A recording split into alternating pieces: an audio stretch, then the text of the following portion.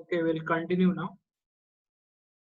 So when we start a business, we will use a private cloud because we have a budget constraint and we don't know what level of operations or what level of storage space and processing power is required. Then after we understand the requirements of our business, we will opt for the remaining additional requirements for public cloud.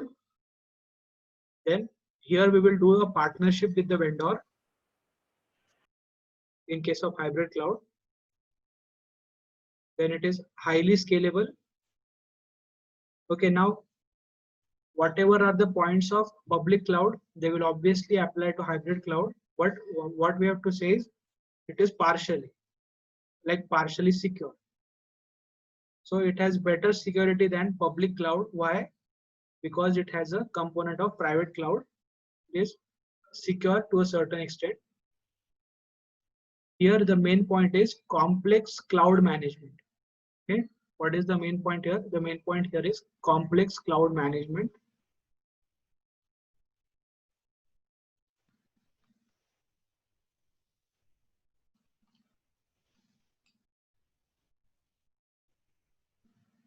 Now, why do we call it a complex cloud management is because here we are deploying two models.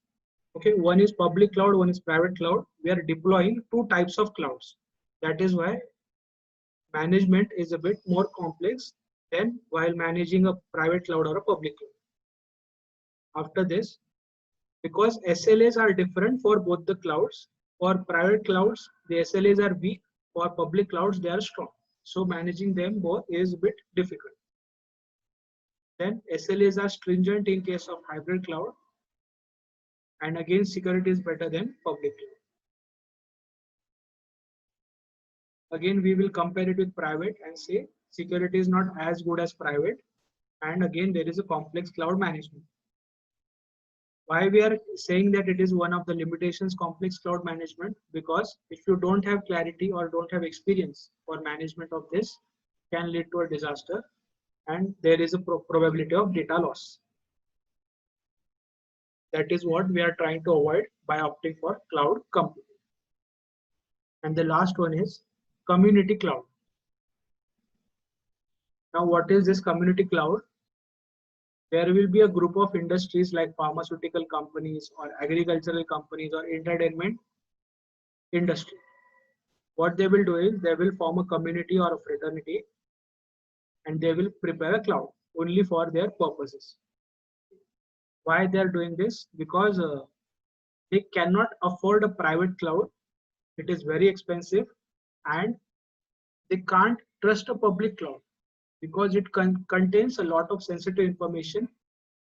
Now, the sensitivity and the understanding that you require to retain this information and manage this information, only the people in the fraternity can understand or the people in the community can understand. That is why we will share it only with the people in the community and not anyone outside the community. That is why even the ownership is with the community. In public cloud, ownership is with the third parties. In private cloud, ownership is with us. In hybrid cloud, we are in partnership with the third party. And in community cloud, ownership is with the community. Okay, whoever the community leader is, he has the ownership. Then it is very cost effective. As per the status of the community, the more secure the community cloud will be. We'll call it as partially secure, as it is not as secure as a private cloud. Then, but you can call it a low cost private cloud. Now, when you say a low cost private cloud, you have to understand that the service level agreements are also weak here. There is a sharing of responsibilities. It has better security than public cloud. So here they have compared it 2 times. First, what they have said is it has better security than public cloud. Then it is a low cost private cloud. Then it allows collaboration. Now, what is collaboration? The people in the community, they can come together and use the cloud collectively or in a collaborated manner. So this is like a component of grid computing. Here we are collaborating. and here maintenance is also collaborative and distributed. Okay, the maintenance will not be done by only one person, it will be done by the entire community. Here the difference is, here the processing and data storage and all, it is not done by everyone in the community, it is only done by the cloud. Okay, any question you have? For hybrid cloud, remember complex cloud management, and for community cloud, remember collaborative and distributive maintenance.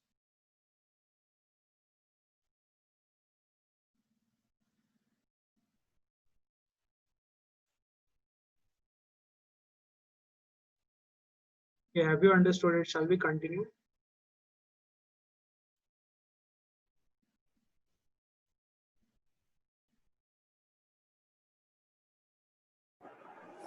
Sir, can we revise it again and can we compare it with live examples or something like that, sir? See, these are small concepts, and they have just given the advantages and limitations for it. You don't need to have a more in-depth clarity for this. Okay, like for you had that chapter called flowchart in information technology in IPCC. The students will not understand it if they go by logically or conceptually. Okay, it is just like a system that you have to remember and just finish it. If you keep on going in again and again in the depth and clarity and all, you will never finish the syllabus on time. Okay, so when we are revising it again, I will try to revise this again, but for now just keep it aside. We'll move on now, because unnecessarily we have invested a lot of time in cloud computing and grid computing. Yes, there are 4 or 5 points you have to remember there. Okay. Now we have service models: infrastructure as a service, then platform as a service, and software as a service. What are these? These are cloud computing service models. Now, here one by one, you have to imagine that what are we renting or what are we giving as a service. First one is infrastructure as a service. If you can't afford the personal computers, then the network lines, the processing power, and storage space. Okay, that is basically what is the IT infrastructure. If you can't afford it, you will go for infrastructure as a service. You will all these facilities will be made available to you at a very low cost in a like a bucket of all the services. Okay. Now here we will get a virtual infrastructure. Okay. These all physical resources you will receive as a virtual infrastructure. Here we will be the owners of how we are going to use this system requirements and all. So we will be called as the system administrators. We will install the application and system software on the cloud, and using our own devices, we will access this whenever we want, at any time we want. But before that, what we have to do is we have to install the application software, that is your ERP or a Tally or Winman and all, and also system software on the cloud, that even the cloud can get idea how data is to be rendered to you and how you are going to process it. Now, let's see one by one what are the services provided by infrastructure as a service. Okay, what all you can do if you are taking the service of infrastructure as a service. So this pink tab, these are the services provided by infrastructure as a service. What is compute? Okay, all the computational services. Okay, all the arithmetical calculations and all, you can do it using infrastructure as a service. Okay, it has a virtual CPU. Okay, you need a CPU if you want to conduct arithmetical calculations. So This infrastructure as a service will have a virtual CPU. What is a CPU? It is a central processing unit. After that, it will also give storage space. Why we need storage space? To load the data using which we will do the computational. For that, after this, we have a network. What is this network? We will see it as an instance also, network as a service. If you are using infrastructure as a service, we will also get network as a service. So this network is how you will communicate with the server and access information. Then we have load balancers. What are load balancers? These are like stabilizers. If the operations are very intensive, what it will do is it will break down the operations into small chunks, and you will be able to do the processing. It is not like grid computing. Okay, it is just slicing and then processing. Okay, it is not like grid computing. So what we have to remember is infrastructure as a service. We can do CSNL. What is CSNL? Compute, storage, network, and load balancer. Okay. Only what you have to write there is that you can perform the computational operations there. Then it will provide you storage space as a service. Then it will provide you network as a service, and it even has a load balancing capability. That is all that you have to write as the services provided by infrastructure as a service. Then the next one is instances of infrastructure as a service. What are the instances? Network as a service, storage as a service, database as a service, then backend as a service, and then desktop as a service. Okay, this NAS, STAS, DBAS, BAS, and DATAS. These are the instances. Okay, network, storage, database, then backend, and then desktop.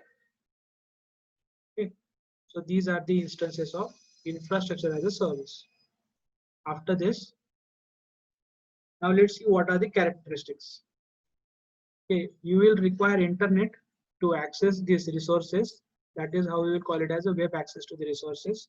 Then there is a centralized management. You are going to be the system administrators. There will be a client and server.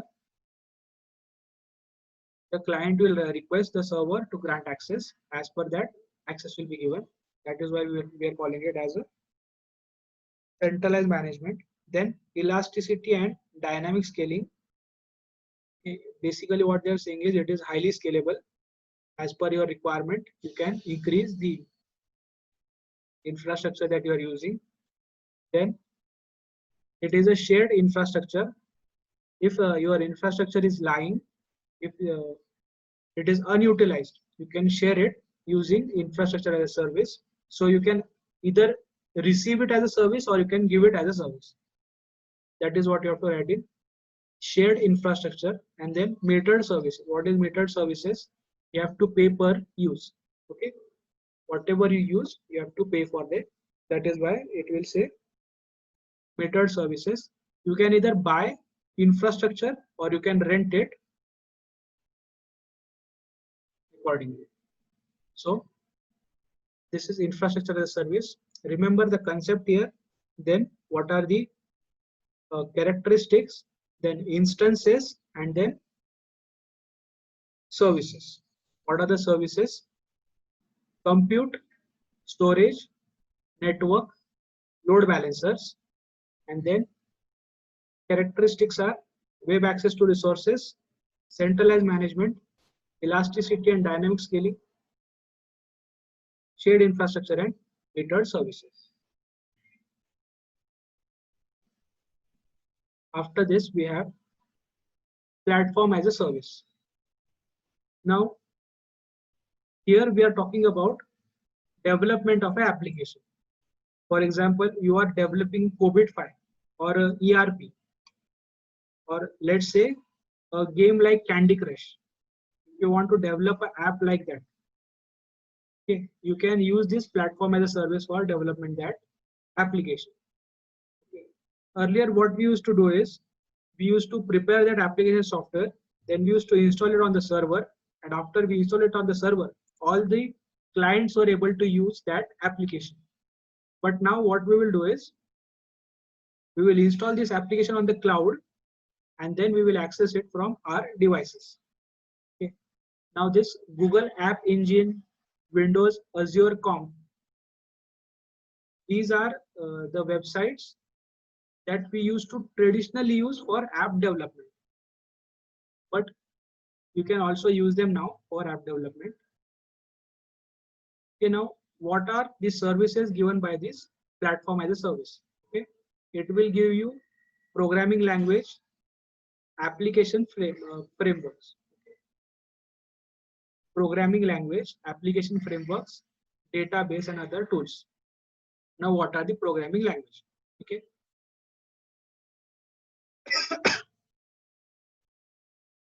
The coding and all about the software, how the functioning and all must be done. It is only using programming languages you can define that. What are the programming languages that are available on platform as a service? They are Java, PHP, Python, and Ruby. Okay. Once again, Java, PHP, Python, and Ruby. These are the 4 programming languages available in case of platform as a service. Then, what are the application frameworks? They are Joomla, WordPress, and Sinatra. Okay, we have given it later here. Joomla, WordPress, and Sinatra. These are the application frameworks you will use for developing your application. Then after that, we have database and other tools. Now, what are the types of database available in platform as a service? They are ClearDB, CloudAnt, and Redis.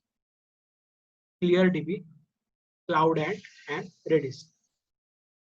Okay, you can prepare a diagram here that programming languages, Java, PHP, Python, Ruby, then application frameworks, Joomla, WordPress, Sinatra, and database, ClearDB, CloudAnt, and Redis. Okay, if you prepare a chart like that, it will be easy for you to remember what is a platform as a service. After this, we have software as a service. Once again, platform as a service. Why we will use platform as a service? For developing an application software. Instead of installing it on the server and using it on your workstations, what we will do is we will install the application on cloud, or we will develop the application in the cloud itself using platform as a service.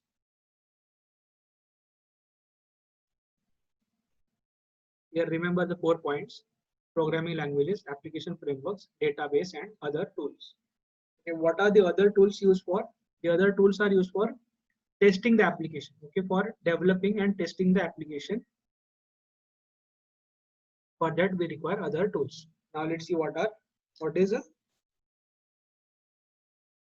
the services provided by platform as a service. Okay. It is an all-in-one service.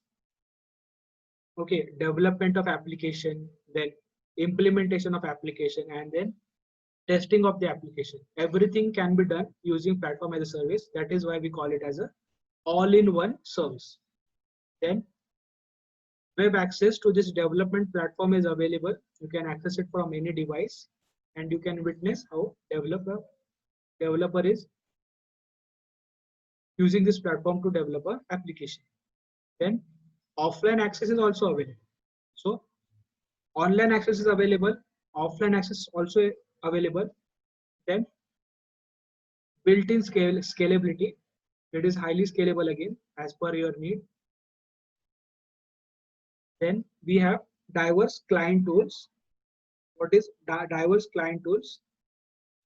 Here, additional tools will be given to the for development of applications, such as user interface or API integration. Okay. So these are just additional tools they will provide you if your application needs it. Okay, all applications will not need user interface and API integration. After this, collaborative platform. What is collaborative platform? We will do the project planning and all. So all these elements, we will develop them step by step, and in the end, we will collaborate all these processes and the software will be developed. That is why we call it collaborative platform. All will not work on one process, all will work on different processes, and in the end, we will collaborate this and software will be developed. That is why we'll call it collaborative platform. So what are the characteristics of platform as a service? All-in-one web access to development platform, then offline access, then built-in scalability, then diverse client tools and collaborative platform. After that, software as a service. Now, if you are using a ERP or a SAP, these softwares, they require a lot of time for management and maintenance. So if you are sick of managing the software or you don't want to incur that high cost, okay, it is very expensive to have a ERP or SAP. What you can do is you can install the software in the cloud itself, and on sharing basis you can use that software to rent. Okay, you can rent that software after installing on the cloud. So what are the benefits you get from it? You get an exemption from managing and controlling the application. You don't have to incur those high costs. Even if you incur those high costs, then you can share it with everyone for a certain amount. What we used to do traditionally we used to install the software on all the workstations, but we'll now here install only on the cloud. Here, the service will be on demand. You can access it and disconnect it as per your need. Then let's see what are the services provided by software as a service. First one is business services. Now, if you are a startup company, all business services will not be available to you immediately. That is why the software as a service will make sure that you have a customer relationship management, the supply chain management, then ERP, then human resource management. Okay, all these functions you have from the day one itself. You start using software as a service, so it will give you business services also. After that, social networks. What is social networks? Now, the load on social networks is very different. It is very difficult to manage that. So whatever is the variable load of the social networks, software as a service will handle it. So you can say that even if the users of Facebook, Instagram and all, even if they are increasing, if you are using software as a service, it will balance them out. And so it is basically providing you social network services also. Yeah, it is providing you business services and social network services. Then document management. Okay, it is just like your electronic document management services that we learned in chapter number 2, information system concepts. What you have to remember here is it will help you in document creation, then document filing, the document storage, and then document retrieval. Okay, just basic operations you have to mention here for document management. After that, mail services. What are mail services? It will do your mail filtering. Okay, the mail which are related to your work, which should be given more priority, which are spam mail. Okay, that kind of mail services we are talking about here. Further, what they will do is it will add more securities to your mail. Okay, there is also additional service called mail as a service. We will see it later. But here remember that 4 services are provided by software as a service. What are they? Business services, social networks, document management and mail services.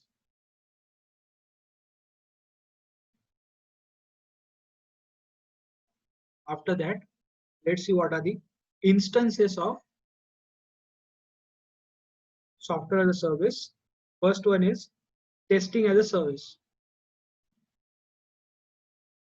The software which you have developed and installed on the cloud, we can test it using testing as a service, or using that software you can do testing of other softwares. After that, API as a service. Okay, here you have to remember the examples like Google Maps, payroll processing and all. Okay, using API you can do all that. Then email as a service. Okay, that is what I was talking about. Email as a service, EAAS. Here what it will do is it will do records management. Okay, what are the documents that you received? Out of those documents, how many were downloaded? Out of the downloaded, how many were edited and all? All these details document management will be done by email as a service.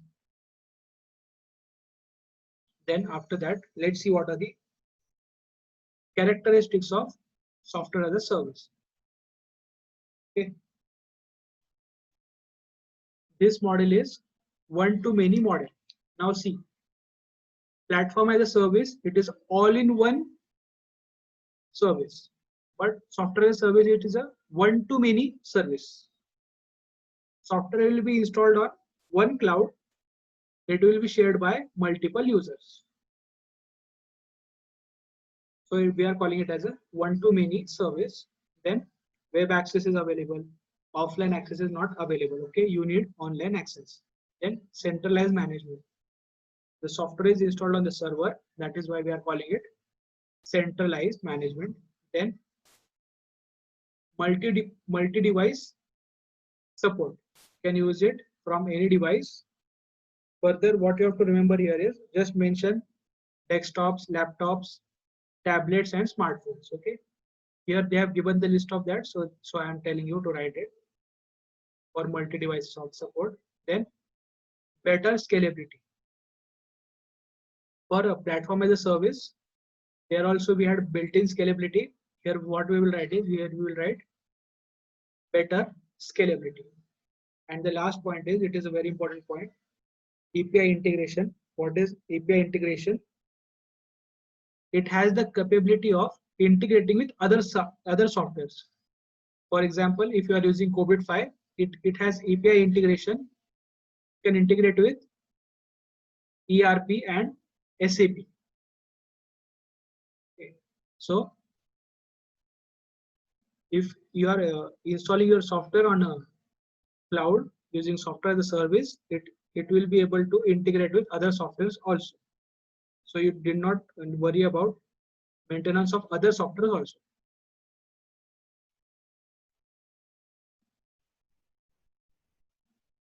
Okay, once again, I will give you an overview. If you can't afford hardware and software, you can use infrastructure as a service. If you want to develop an application, you should pursue platform as a service. It has programming languages, application frameworks, database and other tools. And if you cannot bear the cost of a huge software such as ERP, SAP and COVID-5 and all, then what you can do is you can purchase it, install it on the cloud and rent it to other organizations, or you yourself can take it on a rent for your organization.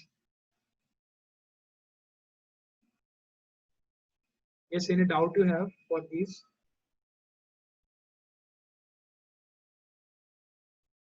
What is API integration? API integration is using it, you will be able to integrate your software with other softwares. That is what is API integration.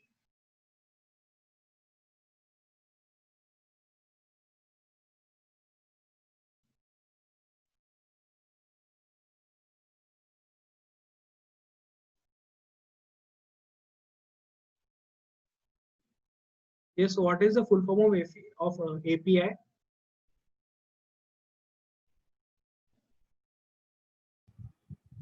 Application program interface. Yes, can you explain what it is?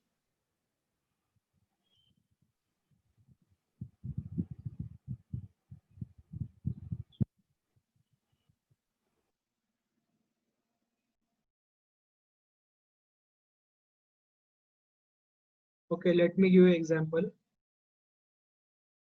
You are downloading a document from your Gmail, and just because you don't have an email ID of one of your contacts, what you will do is you will WhatsApp them. Okay. Now, this is possible only because WhatsApp, there is a storage space in your phone. If you didn't have that storage space, what would happen is in the Gmail itself, it has a share option. In that share option, it will show you all the other sharing options such as WhatsApp or message and all. That can happen only if there is a API integration. What is API integration? Application Programming Interface. Okay, so those are the sharing options that are recognized by Gmail. That means it can be integrated with those softwares. Okay, so that is what is basically API integration. You will integrate with other softwares to perform operations. Okay, remember the example of WhatsApp and Gmail. WhatsApp and Gmail. So basically, unless you have a storage space, you cannot transfer files from one software to, I mean, one application to another application. Say so. See, if you don't have API integration, you need storage space. But if you have API integration, it is better if you don't have storage space. Okay. Why I give the example of Gmail and WhatsApp is, if you don't have storage space, you cannot share that information. Okay, you have to download it first in your storage space, then you have to link it from WhatsApp. Okay, now what API integration has done is, instead of downloading it and again uploading it on WhatsApp, it will directly share from Gmail to WhatsApp. There is no need of downloading it in case you have API integration.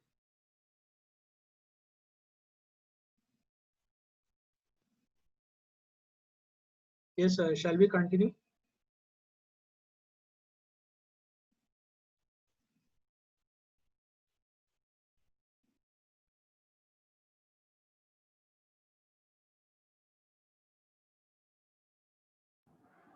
Sir, can we repeat this? I mean, in a brief manner, sir, because uh, I am just being confused with which is what is See, infrastructure as a like. service, when you will use this, when you can't afford to have your own workplace, your all the workstations and all, can't afford the hardware and software. In that case, you will use infrastructure as a service. After that, if you are going to develop application, now you have the idea, you can provide the data and all if it is asked, but you don't have the foresight how to develop an application, then you will use platform as a service. Okay, if you have a business idea, you can go for platform as a service. Then if you can't bear the cost of huge softwares like ERP, SAP and COBIT, what you will do is you will purchase that software and install it on the server or a cloud, and you can share it with others so that there will be cost sharing. So for that you will use software as a service. Okay, here just remember the concept in 2 or 3 lines. After that they will have services, which is just extension of the same thing again. After that, the features are also looking common, like scalability, then one to many, or all in one and all. Okay. So basically, just remember what are the different points. Like for platform as a service, you have programming language, application framework, database, and other tools.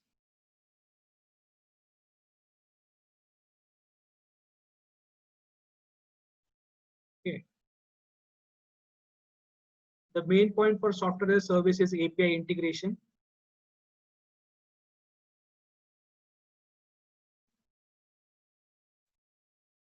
Okay, we'll continue now. with other cloud service models.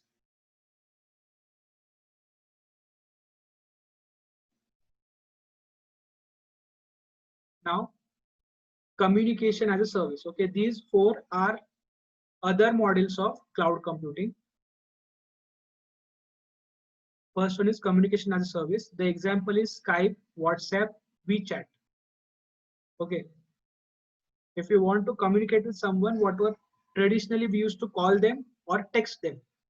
Okay, but now what has happened is when you are sending messages or you are calling someone, there is no encryption in that. But now if you use WhatsApp or Skype or WeChat, you can do conversations long, you can do it in groups, and even there is encryption for the messages. That is why we will call it as a communication as a service. It is basically a outsourced communication solution. Here vendor is responsible for hardware software management. Earlier also the vendor was only responsible. Here there is a selective deployment of communication devices. Now, what is this relevance to the IT company? Now in IT companies, you will not use your regular smartphones, you will not use your regular laptops. You will use only the laptops given by the organization. They will give you special devices for communicating with each other. Like in Aun, we have an IT company where they give Blackberries only for communicating with each other because Blackberries are more productive phones as per them. So if you are using communication as a service, you can do a selective deployment of communication devices. What you will do is you will purchase those communication devices from a company and then you will use communication as a service so that the data doesn't go to a public server, it stays on a private server. What all the communication and correspondence is done. If you are using WhatsApp, Skype, WeChat, the data is going on the public server and then it is going to the receiver. But in case of communication as a service, it is going to a private server and then it is going to the receiver. So it is more secure that way. Then also for video conferencing applications, okay, whatever this meeting is going on with the students and all, anybody from Zoom can access it and use it as their recording. Okay, it is not a secure mode of communication. So if we take communication as a service, okay, if we take private leased communication lines, then it will be more secure and more qualitative. Okay. More examples are instant messaging and voice over IP. So just remember here, we are outsourcing it and it is more secure than our common communication channels. Example is Skype, WhatsApp, WeChat. After that, we will continue in a minute. We'll continue with data as a service.